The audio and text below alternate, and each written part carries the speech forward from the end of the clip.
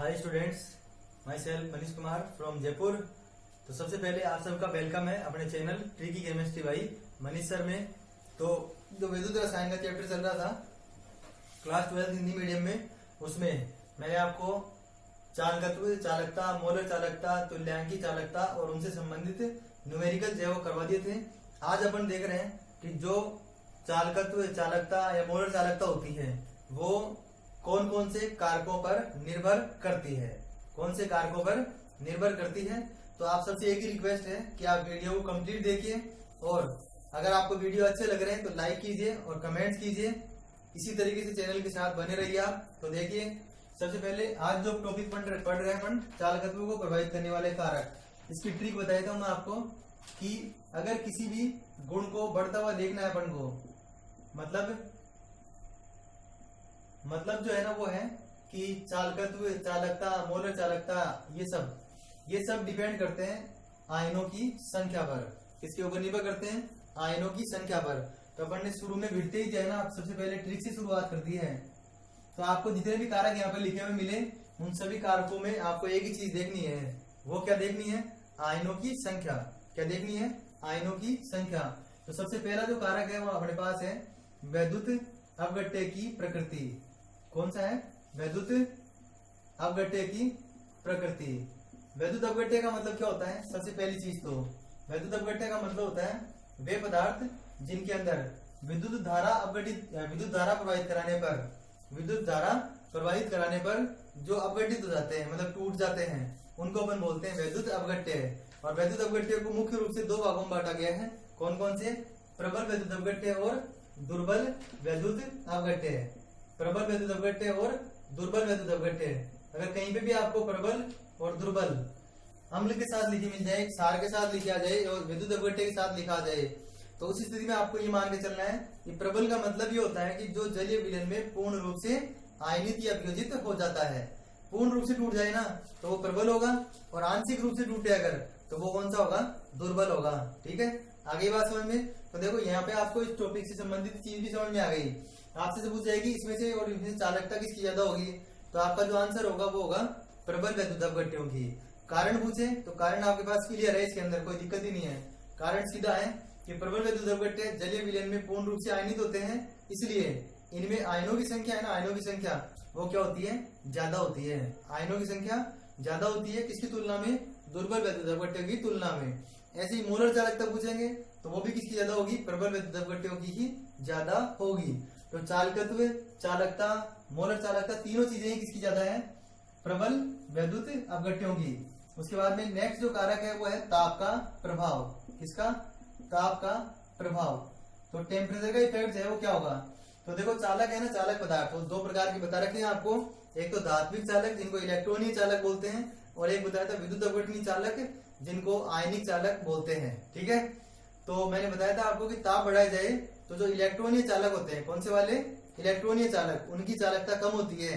लेकिन अपन जो पढ़ रहे हैं यहाँ पर वो विद्युत अपघटनीय चालक पढ़ रहे हैं। तो यहाँ पर जो चालकता होगी या मोलर चालकता होगी, ये ताप बढ़ाने पर बढ़ती है। मतलब ताप में वृद्धि करेंगे तो इन दोनों में क्या होगी? वृद्धि होगी, क्योंकि ताप बढ़ाने पर आयनों की संख्या में वृद्धि होती है। विलयन वाले चैप्टर में बताया था आपको कि एक तो ठंडी चीज है और एक गर्म, मतलब एक तो ठंडा पानी है और एक गर्म पानी है। दोनों में से नमक को घोलना है तो जल्दी किसी में घुलेगा? गर्म पानी में। तो सीधी बात है, ताप बढ़ाने पर अभिक्रिया का वेग क्या हो जाता है? ज्यादा। आयन जो है वो क्या बनते हैं? ज्यादा बनते हैं, और आयन ज्यादा बनेंगे तो आयनों की संख्या में वृद्धि होगी, और वृद्धि होगी तो चालकता और मोलर चालकता जो है वो क्या होंगी? बढ़ेंगी। उसके बाद में एक होता है विलयन की श्यानता। श्यानता का मतलब होता है कि कोई भी दो परत होती है ना, परतें, उनके बीच में लगने वाला घर्षण बल। और घर्षण बल एक इस प्रकार का बल है जो आयनों को गति नहीं करने देगा, और गति नहीं करने देगा तो आयन एक जगह से दूसरी जगह पे जा नहीं पाएंगे, और जा नहीं पाएंगे तो ऐसी स्थिति में जो चालकता और मोलर चालकता होगी वो क्या हो जाएगी? कम हो जाएगी। कम मतलब श्यानता जो है ना बढ़ेगी अगर, तो चालकता और मोलर चालकता में क्या हो जाती है? कमी हो जाती है। ठीक है, तो चालकता कब घट जाएगी? जब श्यानता बढ़ जाती है। अरे भाई, किसी दो चीजों के बीच में घर्षण बल लग रहा है, मतलब घर्षण बल का मतलब वो फैल नहीं पा रहे, तो फैल नहीं पा रहे, इसका मतलब क्या हुआ कि जो है उनमें क्या होगा? फैल नहीं पा रहे हैं, तो इसका मतलब ये हुआ कि आयन एक जगह से दूसरी जगह जा नहीं पा रहे, और जा नहीं पा रहे तो उनमें धारा का प्रवाह नहीं हो पाएगा, तो चालकता उसकी क्या हो जाएगी, कम हो जाएगी। एक कारक और है, वैसे मैं इसको कारक मानता नहीं हूं क्योंकि ये तो इनसे संबंधित ही है, आयनों का विलीनीकरण। विलीनीकरण का मतलब है घुलना, मतलब जो विलयन है उसके अंदर आयन जितने ज्यादा घुले हुए रहेंगे, और घुले हुए का मतलब वह मुक्त हुए हुए, घुले हुए रहेंगे तो उतनी ज्यादा उनके अंदर क्या होगी, गति होगी, गति मूवमेंट करेंगे वो, और गति होगी तो उस स्थिति में अपन क्या बोलेंगे कि चालकता और मोलर चालकता जो है वो क्या हो जाएगी, बढ़ जाएगी। तो विलीनीकरण का मतलब होता है कि उसके अंदर उनका गुलावा होना। मेरे हिसाब से जो एग्जाम के पॉइंट ऑफ व्यू से है ना, वो सबसे ज्यादा इंपॉर्टेंट यही है, क्योंकि तो डायरेक्ट ही समझ में आ रहा है। इनमें से एग्जामिनर जनरली क्वेश्चन बनाता ही नहीं है।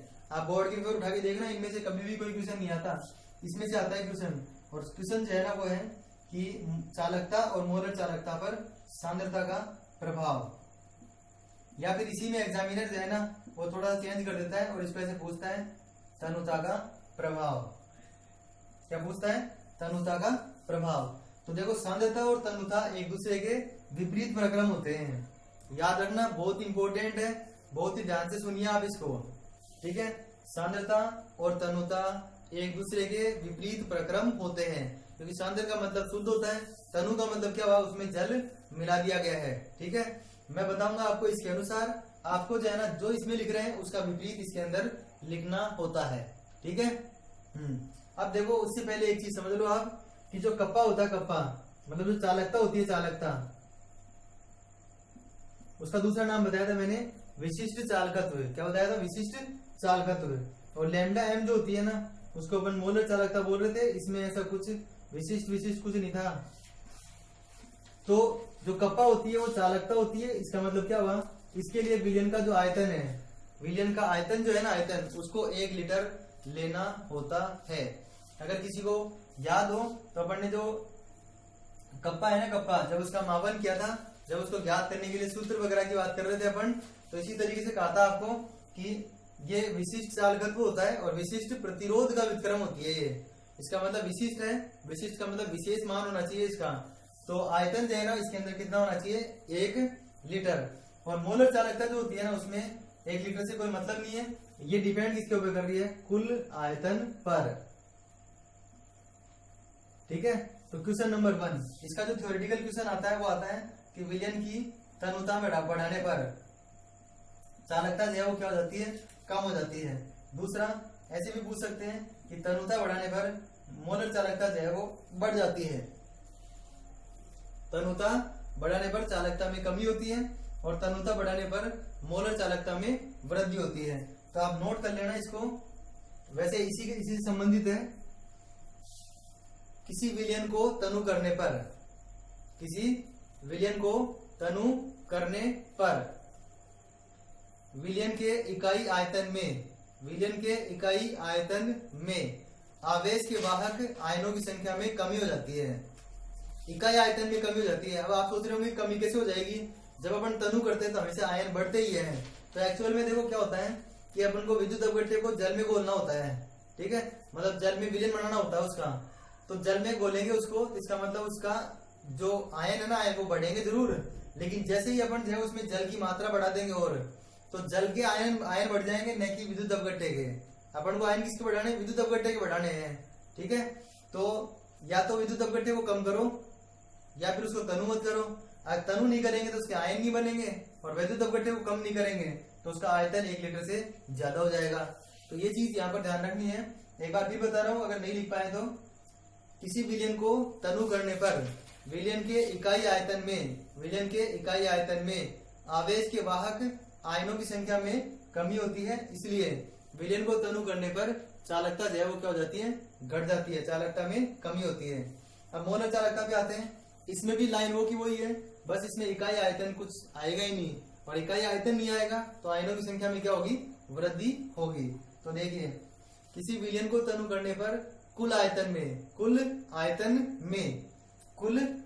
में आवेश के वाहक आयनों की संख्या में वृद्धि होती है, इसलिए मोलर चालकता क्या हो जाती है, बढ़ जाती है, ठीक है। तो यहाँ पर जो सिंपल तरीका है इसको याद रखने का वो मैं लिख रहा हूँ इधर। तो जो कप्पा है, कप्पा तनुता बढ़ने पर घटती है, इसका मतलब क्या हुआ, कप्पा का सांद्रता के साथ तो समानुपाती का संबंध है और तनुता के साथ व्युत्क्रमानुपाती का संबंध है। तनुता के साथ व्युत्क्रमानुपाती का संबंध है। इसी प्रकार जो लैम्डा एम है, लैम्डा एम उसका तनुता के साथ तो समानुपाती का संबंध है और सांद्रता के साथ है व्युत्क्रमानुपाती का संबंध। ठीक है। और अगर चालकत्व के लिए पूछा जाए आपसे, जिसको अपन ने जी से लिखा था और राजस्थान बोर्ड की किताब में सी से लिखा हुआ है, तो जिसको अपन चालकत्व बोल रहे थे उसमें भी लैम्डा एम के अनुसार ही परिवर्तन होता है, क्योंकि ये विशिष्ट है, ये दोनों जो है वो विशिष्ट नहीं होते हैं। तो ये थे अपने पास जो चालकत्व होता है ना, उसको प्रभावित करने वाले जो कारक है वो। ठीक है। अब अपन ने यहाँ पर एक चीज देखी है कि प्रबल वैद्युत अपघट्य जो होता है उसमें तो आयनन पूरा हो जाता है और पूरा आयनन होने की वजह से इसके आयनों की संख्या का आसानी से अपन पता लगा सकते हैं। लेकिन दुर्बल वैद्युत अपघट्य जो है उसका पूरे आयन नहीं बनते, तो पूरे आयन नहीं बनते तो उसके द्वारा अपन उसकी चालकता या मोलर चालकता का निर्धारण किस प्रकार करेंगे फिर। ठीक है। तो उसके लिए एक बहुत ही इंपॉर्टेंट नियम, जो कि बहुत ज्यादा इंपॉर्टेंट है अपने लिए, जो 12th क्लास है उसके पॉइंट ऑफ व्यू से देखे तो भी, और आगे जब कोई बीएससी वगैरह करते हैं तो वहां पर भी ये कोलराउस का नियम जो है बहुत ज्यादा इंपॉर्टेंस रखता है। मतलब साइंस से रिलेटेड कंपटीशन में इससे संबंधित क्वेश्चंस आते हैं। ठीक है। तो पहले आपको मैं नियम का नाम बता देता हूँ, फिर उसके बाद में जो अपन बात अधूरी रह गई थी उसको पूरा करेंगे, फिर उसके बाद में जो है आगे बढ़ेंगे। तो नियम का नाम है कोलराउस का नियम। कोलराउस का नियम। ठीक है। तो मैं अभी आपको कह रहा था कि जो दुर्बल वैद्युत अपघट्य होते हैं, कौन से दुर्बल वैद्युत अपघट्य, अगर आपको उनके पूरे आयन बनाने हैं, क्या बनाने हैं, पूरे कंप्लीट आयन बनाने हैं अगर, तो उनके लिए करना क्या पड़ेगा, आपको करना ये पड़ेगा कि उसको तब तक तनु करते हैं जब तक कि उसके पूरे आयन नहीं बन जाते हो। कब तक तनु करते हैं उसको, जब तक कि उसके पूरे आयन नहीं बन जाते हो, मतलब उसका पूर्ण रूप से आयनन नहीं हो जाता। तो उस स्थिति में जो उसकी मोलर चालकता होती है, उस स्थिति में जो उसकी मोलर चालकता होती है उसको अपन बोलने लग जाते हैं अनंत तनुता पर मोलर चालकता। अनंत तनुता पर मोलर चालकता बोलने लग जाते हैं फिर। और इसी को शॉर्ट में लिखे अगर तो बोलने लग जाते हैं सीमांत मोलर चालकता। तो कहीं पे ऐसे लिखा हुआ है सीमांत मोलर चालकता या अनंत तनुता पर मोलर चालकता, तो उसका मतलब आपको ये मान के चलना है, कुछ बुक्स में है ना इसके ऊपर यहाँ पे नोट भी लगा हुआ है, और कुछ बुक्स जो है ना उसमें लैम्डा को ही इतना से बना रखा है, बस आधा ही ऐसे उल्टा भी बना रखा है ऐसे। तो ये सब चीजें एक ही हैं, किसी में कुछ भी परिवर्तन नहीं है। तो दुर्बल वैद्युत अपघट्य के पहली बात तो पूरे आयन बनाने होते हैं, और पूरा आयन बनाने के लिए उसको तब तक तनु करते हैं जब तक कि उसका पूर्ण रूप से आयनन नहीं हो जाता है। ठीक है। तो ये समझ में आ गई बात आपको कि यहाँ पर अनंत तनुता की बात क्यों कर रहे हैं। अब आते हैं अपन जो कोलराउस का नियम है वो क्या होता है। तो पहली चीज आपको समझ में आ गई कि ये जो है ना वो केवल किस पे लागू होता है, दुर्बल वैद्युत अपघट्यों पर। किस पे लागू होता है, दुर्बल वैद्युत अपघट्यों पर। हाँ, अपन यहाँ पर प्रबल वैद्युत अपघट्य की मदद जरूर लेंगे, लेकिन एक्चुअल में क्या होता है, दुर्बल वैद्युत प्रबल के लिए तो किसी नियम की जरूरत ही नहीं है, क्योंकि इसमें तो पूरे आयन बन गए। तो उसमें अपन को इतना कुछ करने की जरूरत नहीं है कि बहुत ज्यादा तनु करो उसको फिर उसकी चालकता ज्ञात करेंगे, क्योंकि दुर्बल जो है वो पूर्ण रूप से आयनित नहीं होते हैं, इसलिए उनके अंदर अपन अनंत तनु कर रहे हैं, फिर उसके बाद में नियम यहाँ पर लगा रहे हैं। ठीक है। तो नियम देखो क्या है, नियम है कि एक बार और देख लो, फिर मैं नियम बताता हूँ आपको। जैसे अगर अपन इसको इस तरीके से लिखते हैं, तो मैंने मोलर चालकता की परिभाषा बताई थी आपको कि किसी वैद्युत अपघट्य के एक मोल को 20 मिलीलीटर, किसी वैद्युत अपघट्य के एक मोल को 20 मिलीलीटर आयतन में या विलयन में घोलने पर आयनों द्वारा उत्पन्न की गई चालकता, आयनों द्वारा उत्पन्न की गई चालकता को मोलर चालकता कहते हैं। मतलब जो आयनों ने उत्पन्न करी है वही चीज यहाँ पर है। तो देखिए इसको, ये दोनों आयन है, इसकी मोलर चालकता जो है वो क्या हो जाएगी, इन आयनों की धनायन हो गया ये और एक हो गया ऋणायन। बस यहाँ पर अपन दुर्बल वैद्युत अपघट्य है इसलिए अनंत या सीमांत तनुता यहाँ पर ले रहे हैं। ठीक है। उसके बाद में देखो धनायन अगर एक है, एक कितने, एक है, तब तक तो अपन इसको ऐसे लिख सकते हैं, लेकिन अगर उसकी संख्या ज्यादा हो तो यहाँ पे लिख देंगे V+ और यहाँ पे लिख देंगे V-। कुछ किताबों में इसको इस तरीके से भी लिखा होता है ये जो है ना ये हो जाएगा NC, और यहां पर लिखा हुआ Na, मतलब समझो इसका C का मतलब है कैटायन, कैटायन का मतलब धनायन है। जो C है ना ये C का मतलब है कैटायन मतलब धनायन, और A का मतलब है ऋणायन,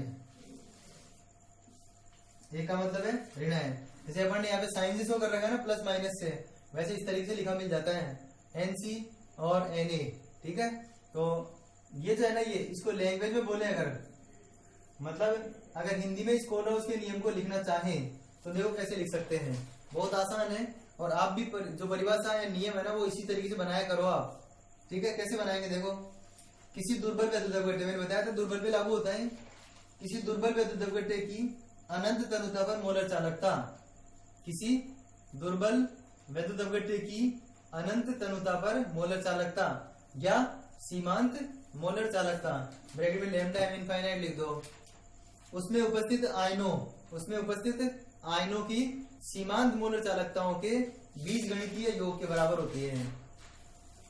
उसमें उपस्थित आयनों की सीमांत मोलर चालकताओं, या ऐसे बोल सकते हो आयनिक मोलर चालकताओं के बीजगणितीय योग के बराबर होती है, ठीक है। तो ये अपने पास हुआ कोलराउस का नियम। अब जो कोलराउस का नियम है उसका एक दूसरा नाम और होता है, इसी को कोलराउस के नियम को ही आयनों के स्वतंत्र अभिगमन का नियम, आयनों के स्वतंत्र अभिगमन का नियम भी कहते हैं। तो हो सकता है आप इंतजार करते रहो एग्जाम में कि कोलराउस का नियम लिखा आएगा, उन्होंने कोलराउस के नियम की जगह ये वाला नाम लिख के दे दिया, तो आपको इस नाम से भी प्रैक्टिस होनी चाहिए, ठीक है। अब हम कुछ एग्जांपल इसको देखते हैं कि कोलराउस का नियम जो है उसमें कोलराउस का जो नियम है वो किस तरीके से लागू होगा। जैसे मान लो मैंने एक यौगिक लिख दिया LiNO3, इसको अगर तोड़ेंगे जल में घोलेंगे मतलब इसको, तो क्या बन जाएगा Li प्लस और NO3 माइनस। ऐसे ही दूसरा एग्जांपल ले, मान लो दूसरा एग्जांपल है CaCl2, इसको तोड़ेंगे जल में घोलेंगे मतलब, तो क्या बन जाएगा Ca2 प्लस और 2Cl माइनस, Cl 2 है इसके अंदर, ठीक है। ऐसे ही और लेते हैं अगर एग्जांपल, तो जैसे मान लो अपन ने लिख दिया AlCl3, क्या बन जाएगा Al3 प्लस और 3Cl माइनस। तो एक बार देखो बोर्ड में बहुत इजी सा क्वेश्चन आया, ये जो CaCl2 है ना वो एग्जाम में दिया हुआ आया, और ऐसे मान लो कि कैल्शियम की जो चालकता दे रखी थी ना, मोलर चालकता, वो दे रखी थी X और Cl माइनस की दे रखी थी मान लो Y, ठीक है। तो सभी स्टूडेंट ने क्या किया कि आपने बताया था बोले कोलराउस के नियम के अंदर जो है ना इनको जोड़ देते हैं, और जोड़ने के बाद जो है ना अपन यहाँ पर जो मोलर चालकता है वो ज्ञात कर लेते हैं। तो देखो मैंने ये नहीं कहा कि इनको जोड़ देते हैं, मैंने ये कहा है कि अगर आयनों की संख्या दे रखी है तो पहले उसके आयनों की संख्या लिखो, फिर उसके बाद में जोड़ो उसको। ऐसे थोड़ी है कि डायरेक्ट ही जोड़ देंगे। जैसे इसके अंदर देखेंगे इसमें, तो इसकी जो मोलर चालकता है वो तो डायरेक्ट ही हो जाएगी। इसमें लिथियम 1 है, इसका मतलब Li प्लस, और इसकी जो चालकता हो गई वो डायरेक्ट ही अपन यहाँ पर जोड़ देंगे। मतलब इसके लिए A और B दिया होता ना, तब आंसर हो जाता A प्लस बी। लेकिन इसमें है ना, इसमें क्या होगा सूत्र कि लैम्डा नोट CaCl2, तो हो जाएगा लैम्डा नोट Ca2 प्लस और 2 लैम्डा नोट Cl माइनस। मैंने बताया आपको कि नोट भी लगा सकते हैं, इनफाइनाइट भी लगा सकते हैं, ठीक है। तो इसका जो आंसर है ना वो क्या आया, अगर x वैल्यू दे रखी है तो आंसर आएगा x प्लस 2y। क्या आंसर आएगा x प्लस 2y। और इसके लिए अगर दिया होता तो एल्यूमिनियम कितने 1 है, Cl 3 है, तो आंसर क्या आता x प्लस 3y। क्या आंसर आता x प्लस 3y, ठीक है। तो ये हुआ अपने पास कोलराउस का नियम और उसके उदाहरण। अब मैं लास्ट में क्लास के अंत में आपको एक चीज और बताता हूँ, फिर अपन अगली क्लास में कोलराउस के नियम के अनुप्रयोग देखेंगे, जिनमें से न्यूमेरिकल एग्जाम में थोड़े से टिपिकल आते हैं। मतलब वैसे तो बहुत इजी होंगे, बहुत आसानी से पढ़ लेंगे अपन उनको, लेकिन जैसे ये है ना, इनसे थोड़ा सा ज्यादा काम करना पड़ता है उसके अंदर। तो यहाँ पर एक इक्वेशन दी गई, उस इक्वेशन को याद रखना है आपको। कोलराउस के नियम में एक मोलर चालकता और जो सीमांत मोलर चालकता होती है, अनंत तनुता पर मोलर चालकता होती है, उसमें एक संबंध दिया गया जिसमें ये हो जाएगा y, ये m, ये x और c, y बराबर mx प्लस c। तो ग्राफ बनाएंगे इसके अंदर ग्राफ। तो ग्राफ जो है वो कैसा बनेगा इसके अंदर, ये देखो। तो ग्राफ जो बनेगा उसमें देखो y एक्सिस पे कौन आ जाएगा, लैम्डा m, मतलब मोलर चालकता। x एक्सिस पे कौन आ जाएगा, रूट c। ये जो रूट c है वो x एक्सिस पे आ जाएगा, ठीक है, जिसको ऐसे भी लिख सकते हैं c की पावर 1/2। एक ही बात है। ढाल कैसा है इसके अंदर, ऋणात्मक। हमें तो ध्यान रखना, ढाल ऋणात्मक हो तो ग्राफ ऊपर से स्टार्ट होता है, ग्राफ ऊपर से स्टार्ट होता है। अब इसमें क्या होता है कि ये जो लाइन है वो आनी तो चाहिए स्ट्रेट, लेकिन थोड़ा सा जो है ना ऐसे हाइपरबोला टाइप की होती है इसकी लाइन ऐसे, ठीक है। तो यहाँ पर इस जगह पे C, इंटरसेप्ट कितना है इसमें, अंतःखंड जिसको बोलते हैं, वो ये हो गया। और जो ढाल है ग्राफ का ढाल वो क्या हो गया, B। ये तो मोलर चालकता, ये सीमांत मोलर चालकता या अनंत अनुदैर्ध्य मोलर चालकता, ये सांद्रता का वर्गमूल, और B है ना B, वो यहाँ पर एक स्थिरांक है। वैसे तो किसी भी ग्राफ में जो ढाल होता है ना, ढाल वो हमेशा स्थिर ही होता है, जिसको tan थीटा से अपन व्यक्त करते हैं, ठीक है। तो आज की क्लास में अपन ने देख लिया है कोलराउस का नियम, उसके जो उदाहरण है वो, और ये जो ग्राफ है उसको देख लिया है। नेक्स्ट क्लास में मैंने आपको बता दिया कि कोलराउस के नियम के अपन अनुप्रयोग देखेंगे, और इससे रिलेटेड जो न्यूमेरिकल्स एग्जाम में आ चुके हैं या आने की संभावनाएं हैं उनको अपन आगे डिस्कस करेंगे।